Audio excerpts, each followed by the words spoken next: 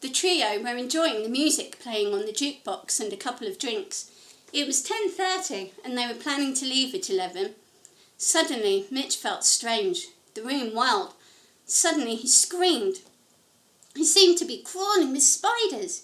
They were crawling up his legs and arms and seemed to be trying to bite him. The boy screamed. His brother looked at him concernedly. "Mitch, what's wrong now, kid?" The boy was breathing hard and his pupils were wide. "Don't you see, Frank? The spiders, they're everywhere." He seemed transfixed to the wall now as the army of spiders moved forward. Frank jumped up and shook him. The boy was damp with sweat and it was obvious what had happened. "Mitch, what have you taken? Come on, lad." But the boy wasn't answering. Frank went to call an ambulance. Frank had the strangest feeling his baby brother would not have taken anything himself. "Kelly," he thought as the ambulance arrived, "she's in this somewhere." After the incident, the boy retreated into himself. After work and on weekends, he could be found barricaded in his room, listening to his Beatles and Rolling Stones collection, playing along on his acoustic guitar and dreaming. "Hadn't come out of my room until—" Jane smiled. "Leanne?" Mitch nodded his head. "Yeah, it was her who got me going out of the house again."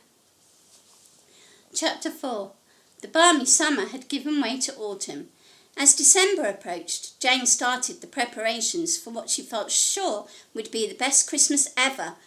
Things seemed to be going steadily with Mitch, and it felt as if they were growing closer and getting to know each other in every sense of the word day by day. She allowed herself a small smile as she trotted round town in search of Christmas presents. Her mother and brother were coming for Christmas. She knew her mother would pour scorn over her small flat. She worried even more when she thought of her reaction to the fact she now had a man in her life, and her transformation from shy, never-been-kissed young woman to the confident working woman and mature student with a life of her own was complete. She had even given herself a complete makeover. Gone were the sensible clumpy shoes of old and the barely there makeup. She had got adventurous and was having fun trying all sorts of clothes, fashions, and wasn't afraid to give a flash of leg every now and then. Of her new look, Mitch heartily approved. He too was looking forward to Christmas. He had a few surprises of his own up his sleeve. He just hoped he could pull them off. Looking in the window of George Henry Lee's, Jane sighed. There was a beautiful dress in the window, but way too extravagantly priced. She smiled to herself. At least the Christmas break at both the college and the nursery meant she could spend more time with Mitch. She intended looking round St. John's Market, and then she was getting the bus home. By the time she came to catch her bus, she was laden with bags of shopping. When she got back to her flat, Mitch was waiting outside. Leanne had been out with Charlie, and so he had been forced to wait outside. "Hello," she greeted. "You been waiting out here long?" He smiled as he shook his head. "No, by the looks of it, you've had a successful day's shopping." He nodded his head toward the bags she had put on the ground while she unlocked the door. He looked around. The street was busy with traffic and people. Some couples walked by arm in arm, harassed mums with small children and heavy bags of shopping, and teenagers walking in groups and excitedly chattering about the latest PlayStation, iPods or computer games they were hoping to get for Christmas.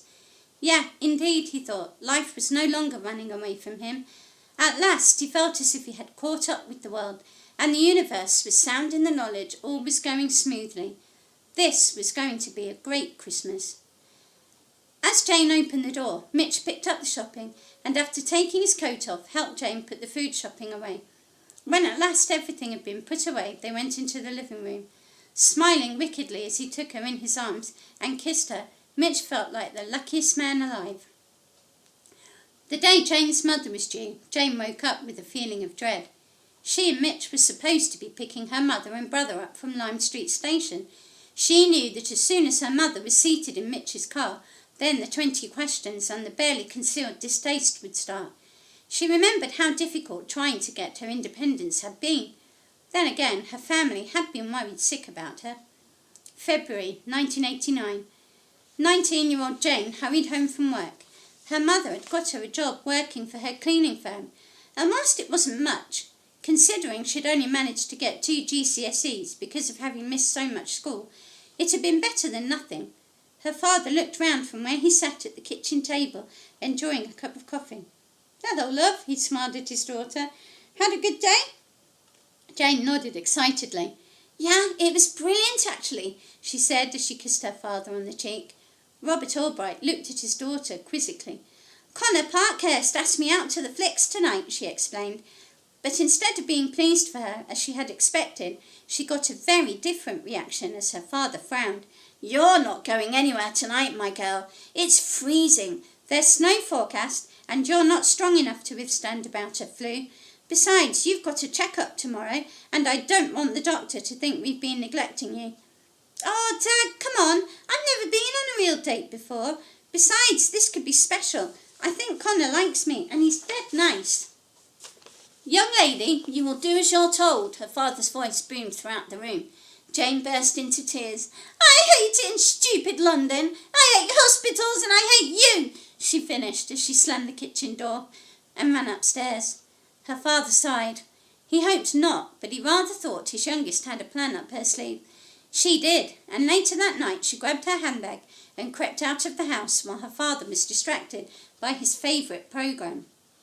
Later that night, Jane's brother Tony was just making himself a snack when his sister crept in the back door. She was shivering and looked about ready to drop. "What's up, Jane? Where the hell have you been? Dad's been tearing his hair out."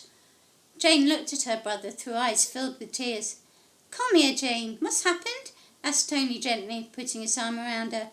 "Oh, it's awful, Tony," Jane managed between sobs. "I was so happy earlier, 'cause that Connor asked me to the flicks tonight. Dad wasn't happy about it, so I sneaked out while he was watching telly." Tony had to smile at that. He had to give his sister credit for her spirit.